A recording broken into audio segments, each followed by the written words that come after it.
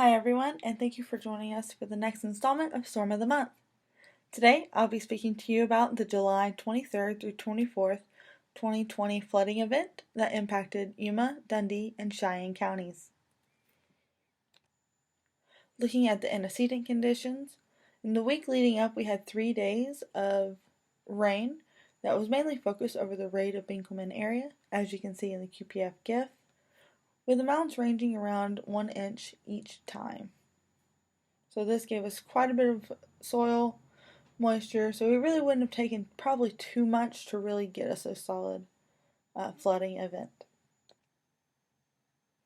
So now we're going to take a look at the upper pattern and see what kind of driven this event. So these GIFs are going to include images from 18 to 9Z and be every 6 hours. So as you can see here, it's 500 millibar pattern. We have a ridge overhead with a trough moving northeast from the northern plains and Rockies into Canada, and that puts us under a very weak southwest flow aloft. Looking at the 700 millibar pattern, we still see that ridge over the plains, and that's going to be moving a little bit further east as that trough extends south from Montana into Colorado along the Rockies. And we're still under southerly to south-southwest flow aloft. It's still generally weak. And you can see how our RH begins to increase to around 70 to 80% during the evening hours. Looking at the 700 millibar frontogenesis, we do start to see that also increase during those early evening hours along the front end of that trough.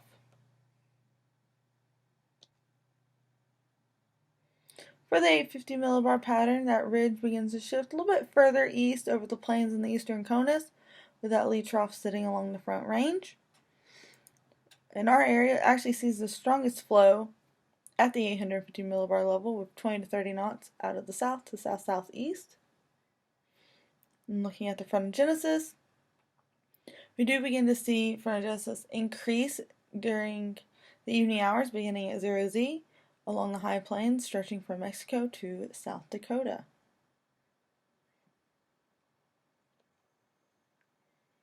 For the temperature advection, most of our advection is cold air from 18Z through 0Z, but then during the mid-evening hours we start to develop a pocket of warm air advection that sits over the state lines and then expands south into southwest Kansas and southeast Colorado by 9Z Thursday morning.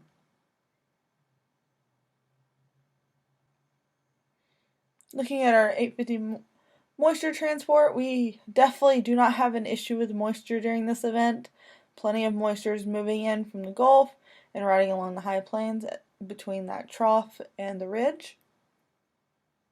And we do start to see that even increase further, doubling to tripling over the high plains during the afternoon. Looking at our mid-level lapse rates, generally our lapse rates are going to range from 6 to 7.5 over the CWA, with the steeper rates over the western CONUS. And then those steeper lapse rates do remain over the western CONUS for the lower levels, with 8 to 9 degree lapse rates generally over our CWA. During the evening hours, you do start to see those higher lapse rates recede to the west as the more stable lapse rates of 5 to 6.5 move in. Looking at our surface pattern, so that ridge still sitting over the western CONUS with a lee side trough extending along the front range, and then a ridge over the eastern CONUS. Now, local research performed by Jason and Amanda did find this pattern to be called a ridge east trough oriented north-south pattern. And we have southerly flow to southeasterly flow over our area at 10 to 20 knots. Looking at how temperatures and dew points evolve during this event, our temperatures are generally from 75 to 90 degrees, with dew points sitting in the 60s throughout the 18 to 9Z period. And there is a tight gradient, as you can see, along the east side of that trough, oriented to the north-south. That tide gradient also appears in our precipitable water. We have a gradient of 1 to 1.8 inches, which is plenty enough moisture for our area to have. And you're seeing that strong propagation all the way from the coastline into Canada.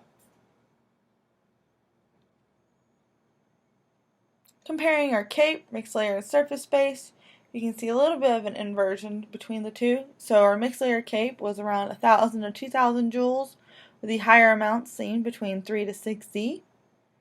And our surface space cape had the higher cape of the two, with 1,000 to 4,000 joules, and those were higher during the afternoon to early evening hours, so 18 to roughly 3 Z.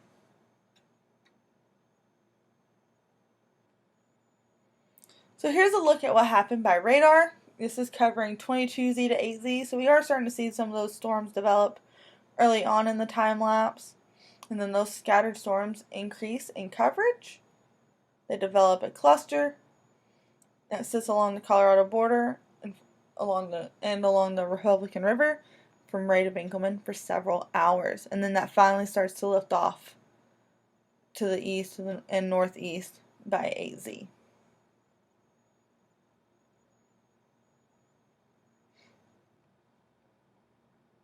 So what happened? During this event we had up to 10 inches fall, and as you can see, most of that rain is confined to northeast Yuma, Dundy, and then northwest Cheyenne County,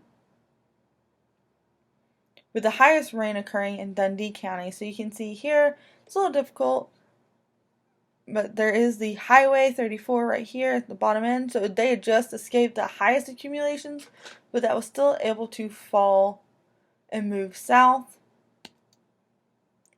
as you can see here in this terrain image. So I have circled the core of highest precipitation, so that 8 to 10 inches. You can see that feeds into two of our creeks that run into the Republican River. And this did cause quite a bit of transportation issues that day. Roads were closed, highways were closed due to water on the roads. And then we also had 2 Amtrak trains that were stuck for several hours near Max due to the flooding on the track. So now I want to kind of break up and show you what some of the gauge readings look like. Keep in mind these readings appear like they could be lower than actual due to blockages from weeds and other debris that can accumulate at the gauge sites, cattle fences, and culverts in our area. So if you'd like to take a look and see what these gauges are looking like right now, feel free to hop on over to the Hydro Internet page. Jason's accumulated quite a few images, and then you can also get more information on those gauges. So looking at Buffalo Creek first, you can see quite a bit of an increase from just under 1.5 inches to about 3.2 inches during this event. And then for Rock Creek near Parks, this one tends to be the most noticeably difficult, and that is due to those blockages that occurred. But you do see that increase from about 1.7, 1.8 to about 4.3, 4.4 feet through the flooding. Here's just a summary of some of the pictures we received. So we had quite a bit of flooding in Ray. You can see some of the residences were really close to the floodwaters, as well as this park. And then again, quite a few of the roads and creeks were heavily flooded, and that impacted a lot of transportation as you moved across the state lines. So, to sum up this event and kind of introduce you to some of our local research, I've kind of created this slide. Now, Jason and Amanda did do a research summary on flooding events that we have in our area over a span of 3 years, from 2018 to 2020. So this kind of summarizes what they found and connects to what we had with this event. So July tends to be our most favored months for flooding events, with 49, followed by May, August, and June respectively. The ridge to the east and then the oriented north-south trough pattern is not very common for those higher-end events where we have 4 or more flood warnings. Most common were the inverted trough with a ridge to the east, or an inverted trough with an attached front. And those you can generally look at and kind of recognize as a one ingredient pattern recognition for flood days. P-watt values at a minimum of 1 inch, which we had an inch to 1.8 inches, with an increasing or decreasing values oriented along the surface description, so where the trough's oriented or the ridge is. That's usually a good sign of a flash flood event. And most of our higher end events tend to have a closed low or a trough to the west, as this one did, and that's seen in the 300 to 700 millibar pattern. We also have warm air advection to be most likely with our southwest flow cases or our inverted trough cases. But cold air advection can be a little bit more evenly distributed across any northwest, southwest, or zonal flow events.